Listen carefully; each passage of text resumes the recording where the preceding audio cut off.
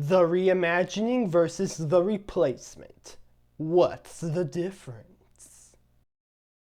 You may have heard the term remakes and remasters whenever there is a new game out there that is based on a previous one. Those two terms might sound similar, but they are actually different for a few different reasons. Why else would people even use two different words to describe two different things, am I right? Anyway, let us start with the remakes here.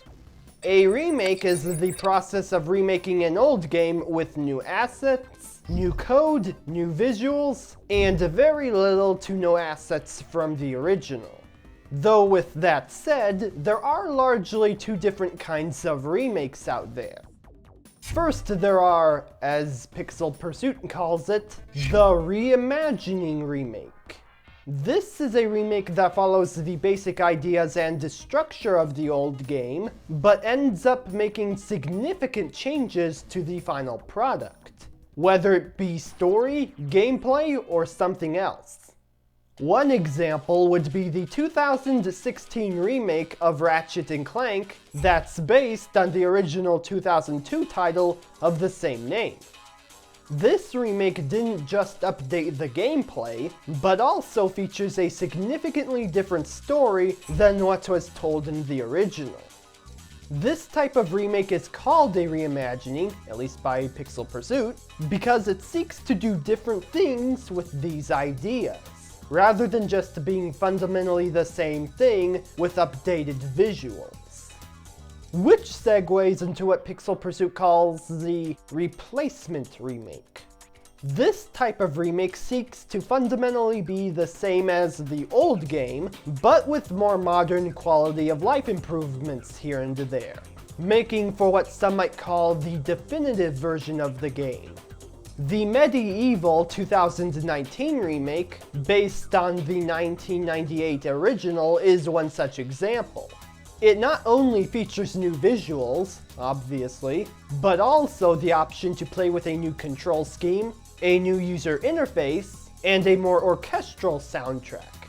Some of the music featured is actually from Medieval's first remake, which was on the PlayStation Portable.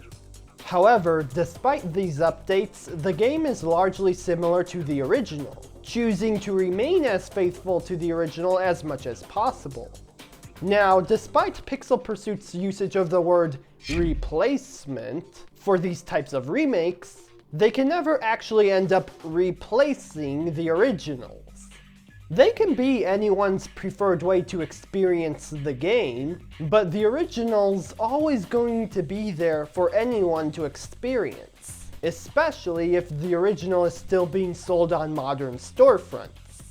Though with that said, those that are in favor of replacement remakes argue that they are a good opportunity to iron out the flaws of the original, whilst saying that the reimagining remake creates a weird middle ground for the identity of the remake. Though it should be noted that these people tend to support the idea of having the original game being played first, however, just so that the original game has time to shine before the remake comes out.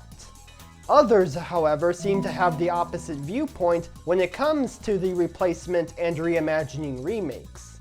They find the replacement remakes to be boring, as it is essentially the same game with a new paint job, and thus not offering anything new, and not helping matters when, again, said old game can still be purchased on modern storefronts. If you ask me, there's enough nuance here for a third type of remake that's faithful in some parts, but a lot more different in others. Because one type of remake sounds to me as if it is different all across the board, and the other kind is only updating a few aspects. With this third one, it combines some of the more drastic changes of the reimagining remake, but staying faithful in other parts from the replacement remake.